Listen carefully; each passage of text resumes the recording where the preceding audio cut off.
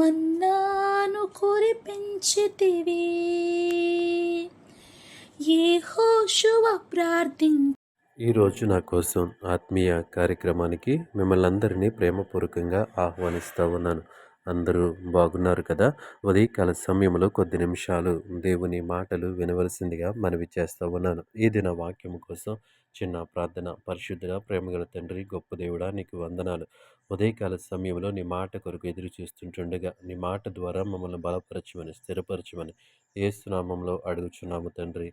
ఆమేన్. ఈరోజు దేవుని వాక్యము హెబ్రీలకు రాసిన పత్రిక 2వ అధ్యాయము 18వ వచనము. హెబ్రీలకు రాసిన పత్రిక 2వ అధ్యాయము 18వ వచనము.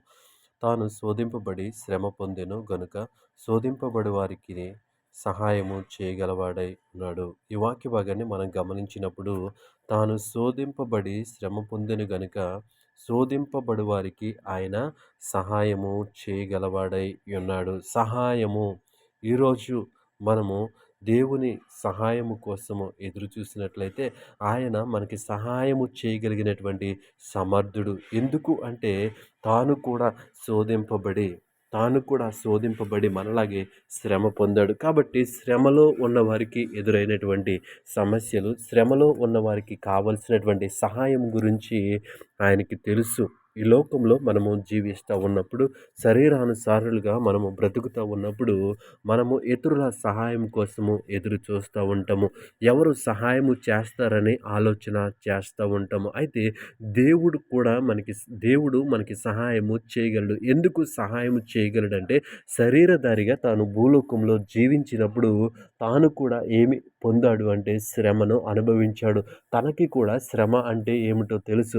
తనకి కూడా సమస్య అంటే ఏంటో తెలుసు. కాబట్టి ఆయన శ్రమ పొంది ఉన్నాడు గనుక, ఆయన శోధింపబడ్డాడు గనుక ఆయన మనకు సహాయము చేయగలవాడు. దేవునామనికి మహిమ కలుగునుగాక. ఈ మాటలు వింటున్నటువంటి ప్రియ సహోదరి, సహోదరుడా, ఈరోజు నువ్వు ఎవరు సహాయం చేస్తే బాగుంటుందని ఆలోచన చేస్తూ ఉన్నావు? ఎవరి సహాయం కోసము ఎదురు చూస్తూ ఉన్నావు? దేవుని యొక్క సహాయం కోసం మనం ఎదురు చూస్తున్నట్లయితే ఆయన మనకి సహాయము చేస్తానని చెప్తా ఉన్నాడు. ఎందుకు సహాయము చేస్తానంటే తాను కూడా శోధింపబడి తనకు కూడా శ్రమను అనుభవించాడు. తనకు కూడా శోధన అంటే ఆయనకి తెలుసు, శ్రమ అంటే ఆయనకి తెలుసు. కాబట్టి ఆయన ఆ శ్రమలో ఉన్న వారికి ఏ విధంగా సహాయము చేయాలో ఆయనకి తెలుసు. ఈ లోకంలో మనుషుల వైపు మనం చూసినప్పుడు మనము ఆశించినటువంటి సహాయాన్ని వారు చేయలేకపోవచ్చు. మన ఎక్స్పెక్టేషన్కి అనుకూలంగా వారు మనల్ని ఆదరించలేకపోవచ్చు. మనకి కావలసినటువంటి సహాయాన్ని అంతటిని వారు అందించలేకపోవచ్చు. కానీ మనము దేవుని వైపు చూసినప్పుడు, దేవుని సహాయాన్ని అడిగినప్పుడు ఆయన మనకి సహాయము చేయగలడు. ఎందుకు సహాయము చేయగలడు అంటే తాను శోధింపబడి శ్రమ పొందెను గనుక శోధింపబడు వారికి సహాయము చేయగలవాడై ఉన్నాడు. దేవునామానికి మహిమ కలుగునుగాక. తాను కూడా శోధింపబడి శ్రమ పొందెను గనుక ఆ శ్రమలో ఉన్నవారికి, ఆ శోధనలో ఉన్నవారికి ఏ సహాయము చేయాలో ఆయనకి తెలుసు. ఆయన సహాయము చేసినట్లయితే మనుషుల సహాయం కంటే గొప్పగా ఉంటుంది.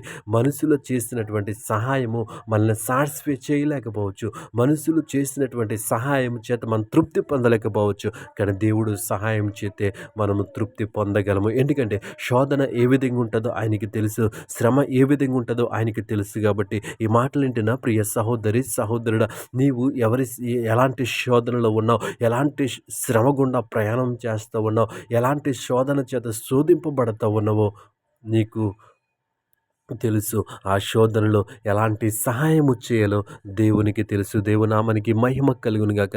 నువ్వు ఎలాంటి శ్రమ గుండా ప్రయాణం చేస్తూ ఉన్నా, నువ్వు ఎలాంటి శోధన చేత శోధింపబడుతూ ఉన్నా, నువ్వు దేవుని వైపు చూసినట్లయితే అద్భుతమైనటువంటి సహాయాన్ని ఆయన చేస్తాడు. ఆశ్చర్యకరమైనటువంటి సహాయాన్ని ఆయన చేస్తాడు. నిన్ను సాటిస్ఫై చేయగలిగినటువంటి సహాయాన్ని ఆయన చేస్తాడు. ఎందుకంటే తాను కూడా శోధింపబడ్డాడు కాబట్టి, తాను కూడా శ్రమను అనుభవించాడు. కాబట్టి ఈ మాటలు వింటున్నాం. ఈ ఉదయకాల సమయంలో ఈ మాటలు వింటున్న మనమందరము కూడా మన శోధన సమయంలో, మన శ్రమ సమయంలో ఎవరి వైపు చూడాలంటే దేవుని వైపు చూడాలి. మనం దేవుని వైపు ఎప్పుడైతే చూస్తామో ఆయన మనకి గొప్ప సహాయాన్ని చేస్తాడు. అట్టి కృప దేవుడు మనకి అనుగ్రహించునుగాక.